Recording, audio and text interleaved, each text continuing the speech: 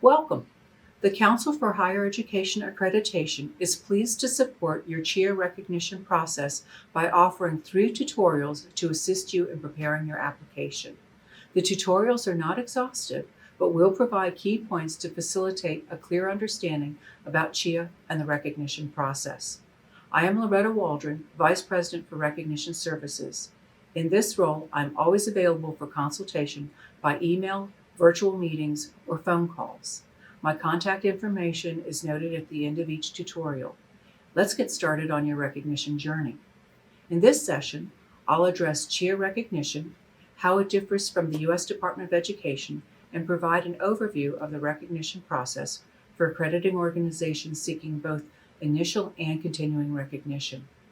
What is CHEA recognition? CHEA recognition of an accrediting organization is a rigorous process designed to assess and affirm the quality of U.S. institutional, regional, national faith-related, and programmatic accrediting organizations. CHEA is the only non-governmental higher education organization in the United States that engages in and awards recognition to institutional, regional, national faith-related, and programmatic accrediting organizations. Although the U.S. Department of Education conducts governmental recognition reviews for accrediting organizations, CHEA acts independently of the federal government's recognition activities. CHEA recognition focuses solely on academic quality assurance of institutions and programs.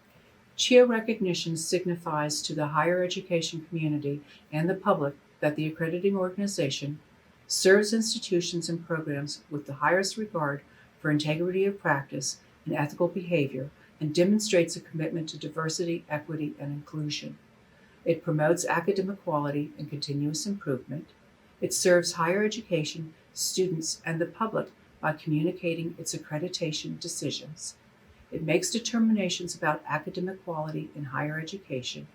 It implements and enforces its standards and policies, and it acknowledges and affirms the institution and the program mission and purposes.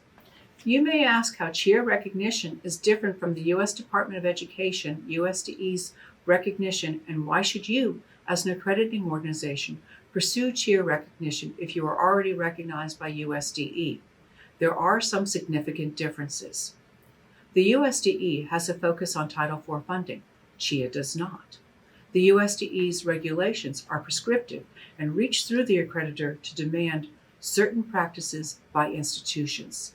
CHEA's standards encourage innovation and focus on academic quality, insisting that the accreditor hold institutions to an academic standard and promote student achievement. The USDE looks at current and past compliance, while CHEA is forward-looking towards improvement. Lastly, CHEA is non-governmental, is not subject to political influence. CHEA offers the accrediting organization consistency and a lack of political interference. The 2021 CHEA Standards and Procedures for Recognition will be your guide during the recognition journey. Let me provide an overview of the process for recognition. The initial applicant contacts CHEA regarding recognition, whereas CHEA contacts the Chief Executive Officer, the CEO, of the accrediting organization seeking continuing recognition. This contact is made approximately 18 months prior to the first of the calendar year in which the current term of recognition expires. That is, if the term of recognition ends December 31st, 2025, contact would be made in June 2023 based on the calendar year starting January 2025. June 2023 is approximately 18 months prior. For both initial and continuing recognition, I will discuss with a designated representative of the accrediting organization the eligibility requirements found in Section A of our document.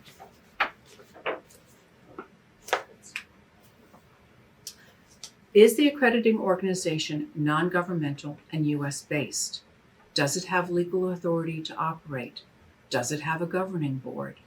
Does it accredit a majority of institutions or programs that have legal authority to operate as higher education institutions or programs and confer degrees at the associate level or higher?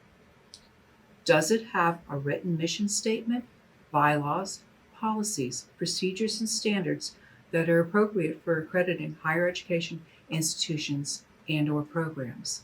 Have these been approved by the governing board? Are they readily accessible to the public? And has it accredited at least 2 institutions or programs? If the representative of the accrediting organization answers yes to each question, an overview of the recognition process, policy, timeline, and CHEA expectations are discussed. When the executive officer of an accrediting organization that is an initial applicant notifies CHEA it is ready to start the process, an application form is emailed to the individual. Upon receipt of the completed application form, the timeline for review by the Committee on Recognition and the CHEA Board of Directors is determined, and the application narrative form and invoice for the recognition fee are emailed to the accrediting organization's executive officer. Upon confirmation that an applicant for continuing recognition still meets the requirements, an application form and the invoice for the recognition fee are emailed to the CEO. The CEO notifies CHEA of the first and second choices for the agendas of the Committee on Recognition and the CHEA Board of Directors in which it would like to be scheduled for review. After the application and supporting documents are submitted, I review the materials for completeness. Was the application narrative form completed and submitted? What were the core documents, the standards for accreditation, policies and procedures, etc., provided? Are links to these documents operational? Have all standards been addressed? Has evidence to support the narrative been provided? Was suggested evidence from the 2021 standards provided? Is any clarification of the narrative responses required? If incomplete or links are broken, the CEO is contacted and a call to discuss the application is scheduled. The CEO is reminded the Committee on Recognition, upon review of the application, makes a recommendation to the CHEA Board of Directors regarding recognition. New and/or revised materials may be submitted after the call. Upon determination the application is complete, it is forwarded to the Committee on Recognition for review. Prior to the committee meeting, CHEA issues a public notice for third-party comment regarding the accrediting organization's application for recognition. Any comments submitted are forwarded to the accrediting organization for review and comment. The accrediting organization makes a public presentation to the committee. Ordinarily, the executive officer of the accrediting organization and the chair of the decision-making body represent the organization. The committee submits its findings and recommendations on the recognition action to the CHEA Board of Directors with notification to the accrediting organization. The Board of Directors considers the recommendation and makes its decision on the recognition action. The accrediting organization is notified of the board's decision. This wraps up our session on the CHEA recognition process. Further sessions will address the standards, key terms, and how to use suggested evidence when writing the narrative for recognition. You may contact me via email at waldron@chea.org or at 202-372-9254.